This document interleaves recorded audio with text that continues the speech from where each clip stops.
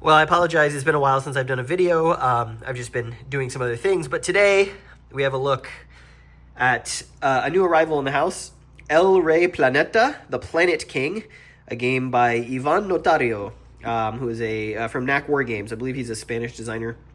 And NAC Wargames obviously is a Spanish war game publisher.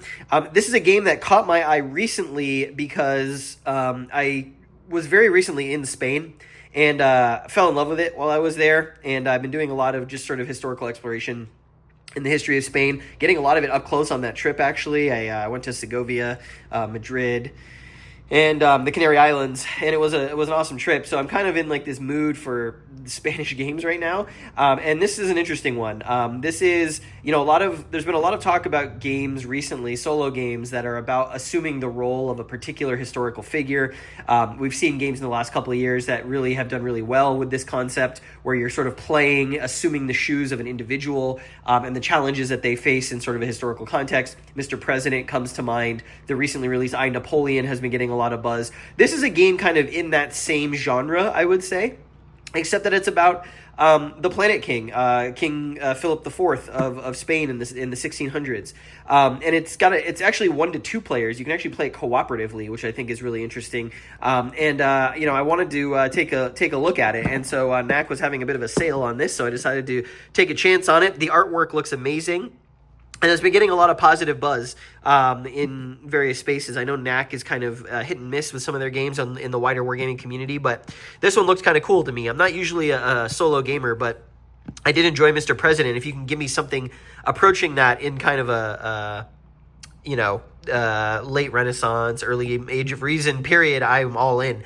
So let's take a look. You, Felipe Domingo Victor de la Cruz, have become king of the Hispanic crown, the most powerful ruler on the planet. Your empire is universal. From Malta to the Philippines, millions of people recognize themselves as your subjects. Nations bow before the might of your armies, and artists strive to give splendor to your court. But there are also hundreds of enemies. Traitors populate the court, and disease stalks the lives of your nobles. Your heir falls ill and dies, making succession difficult. The kingdom, consumed by wars, approaches bankruptcy. Only you can lead the kingdom to victory, you, the Planet King. It's a game for 1 to 2 players where you assume the role of King Philip IV, leading a world empire from various points of view: military, political, economic, artistic, and at a human level. This is what really interested in me in this game. It's not just the military aspect, it's not just the political aspect, but there's an artistic, cultural aspect to this game about the culture of Spain, which I find really interesting. The game is guided by an events deck, very similar to something like I, Napoleon, and you interact with a series of different people. You lead wars, you give splendor to the Spanish Golden Age. You've got some political intrigue going on around you. So I'm very excited to check this out. And I figured, let's do a quick unboxing of El Rey Planeta from NAC Wargames. I believe this came out a couple of years ago, maybe last year. And I wasn't really taken with it when I first heard about it. But over time, as I have grown more interested in Spanish history, doing this one-handed, see if I can get it off the box, I was like, well, you know what? That's a really interesting experience for the tabletop. And also, I would say that, I, Napoleon has been, a lot of people have really enjoyed it. And I have really wanted to play it before I pulled the trigger on it. And now, obviously, it's sold out, and a second printing just went on P500 yesterday. But I know Ted Racer, his next game in that series is going to be about Queen Elizabeth I, and it's going to be called I, Gloriana. And I find that the historical role, the further back in history it is, the more interested I am in the subject. So just because I think, the world was so different, and the sort of historical time travel you're doing, 200 years compared to 400 years can be a big deal. So let's take a look in here. We've got a letter from NAC Wargames in Spanish from Ivan Notario, who's the designer, and Adolfo Suarez, who is the art director on it. It's in English on the back, and I'll take a read of this later, but if you want to pause the video here, you can look at that. So here's the rule book. It's actually, it doesn't look like it's too complicated of a game. I think the rule book is not very long. I took a look at it before I bought. Let's see. 1920, I think it's something like, here's the end of turn phase, so we must be coming up towards the end of the rules here. It's very nicely illustrated. It's laid out quite nicely. It's got all the components here. So yeah, we've got a 26-page rule book, like this Spanish soldier here. And then we've got a battle name generator. If the player wants to name the event that resolves a military campaign, be it an open battlefield or a siege. You can use this table by rolling 2d6s. That's kind of interesting. Depending on where you are, it would be the Battle of. So that's kind of fun. That's cool. And then on the back we have a well, it looks like maybe a mistranslation here. This should have been the organization phase rather than in Spanish. I know that there's a little bit of errata for the English version of this game. The rule book has been criticized for its translation not being super tight. I will figure out after I read it. I do know that I believe someone on Board Game Geek posted a retranslation of this, perhaps, or some notes. There are some errata where some of the counters don't match the cards. The counters were printed wrong, but it's not too big of a deal. It's only a small subset of counters, and so even despite all of that, I decided I would take a chance on it because it looks like a very rich experience. Here's the rules in Spanish. Here is the game book. I don't know what this is. Let's see. Different scenarios, that's cool. War-only mode, that's interesting. Increasing your difficulty, an example of play, some history, design notes, and a reading. Apologize for the light coming through my window here, but here we go. The Planet King has an introductory scenario, a short scenario with a single turn, 2 campaign scenarios, and a full 8-turn scenario, which is the entire life of Philippe. That's cool. So it's an 8-turn campaign game. This first scenario is called Firehead. It's probably a way to learn the game pretty nicely. Here's a look at like what the board is going to look like. It's kind of cool. Some of the cards. Can't wait to get into the components and check them out. Here's a cool chronology of the reign of Philip IV. So we start here with his birth. We got the 30 Years' War here, his coronation, and all the different various battles and conflicts going on in this period of time. The Golden Century, as it's known. And here he is in 1665, the death of Philip IV. So it looks really cool in terms of just the history that's on display here. So I'll take a look at this book later. That's the English version of that. Here is the Spanish version of that. And here we come to a box just full of components. Cards after card after card. Some of these are going to be in Spanish. Like, for example, these are in Spanish. So we'll have to separate the English cards from the Spanish cards. Here's the Ensign Nun. So you're going to be drawing these cards to drive the game. The Secret Memorial of the Council in Madrid. Here are event cards. We have the Fronde. Spain and France are at war. Place a French tercio in any Spanish army and check the status of Louis II Conde. Cool. It's nice that they give you both language components. NAC always does that, and it's quite appreciated. Todos contra nos. These are nobles cards. The monarchy wins 2 wars in the same turn. Interesting. All against us, I assume that it translates to. Interesting that the Spanish version has the same title. Wondering how much of the English text is also going to be in Spanish, which would be appropriate. We have some cubes, presumably markers for different things. We have got a little promotional card here, a tarot size card. First printing. Oh, it's a little signature by the designer and artist. That's cool. That's pretty nice of them to do that. We have got a sheet of very shiny money counters, which is kind of neat. I assume you're going to be using this for various monetary purposes. Here's the map. I will spread that open in a moment. We've got a reference sheet, so all of the actions you can take. It looks very similar, in scope to Mr. President, where you have all these different type of actions to do things. And that's the other thing that appealed to me about this game was the breadth of actions that you can take. You know, when I'm playing a solo game, I want a rich decision space. So these are double-sided, English and French. Set that aside. Here is another reference sheet. So again, you can play this 1 to 2 players, one person playing Felipe, one person playing his sort of senior advisor. I'm very curious how that works. Here we have got a bunch of counters. Well, actually, it's 2 sheets of counters. Let's take a look. So, looks like we've got some military units of various nationalities. Looks like some British here. Looks like what appear to be leaders. These are Spanish, or at least personalities. Leopold.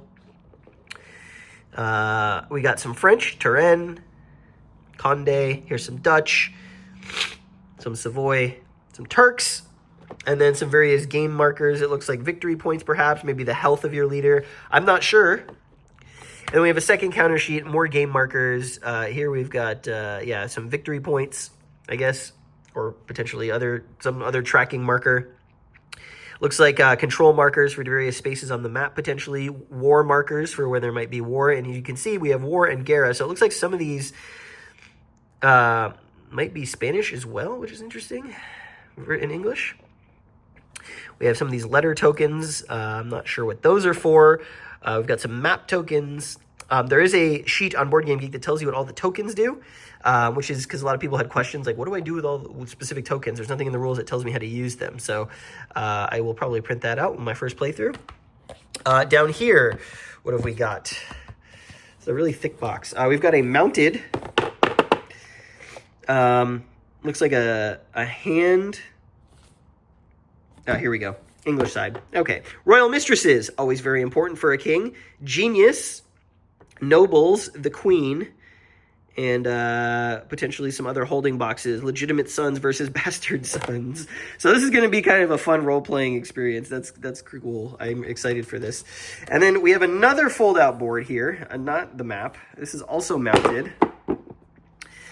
This is the Spanish side. Let's turn it over to the English side. So again, a reminder of your actions.